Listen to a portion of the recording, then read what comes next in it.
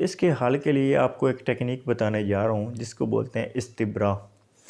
अब इसमें आपने क्या करना है कि जैसे भी आपने पेशाब करना है तो आपने पहले ही इसे पानी से इस्तिंजा नहीं करना, बल्कि आपने पहले टिश्यू का इस्तेमाल करना है।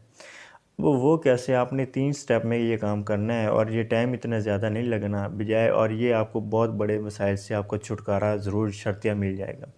अच्छा, आप पेशाब करके फ़ारिग हो गए तो आपने क्या करना है कि आपने एक टिश्यू लेना है,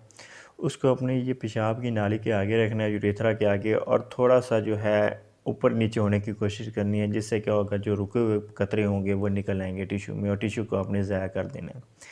दूसरी बार आपने क्या करना है कि उसके एक और टिश्यू लेना है, उस यूरेथ्रा से आपने अब क्या करना है दूसरे टिश्यू से कि उसके आगे रखना है, यूरेथ्रा के पेशाब की नाली के आगे रखना है और उसको ऊपर नीचे करना है, ठीक है? ऊपर नीचे करेंगे और इस तरह ये दबा के आगे लाएँगे फिंगर से, तो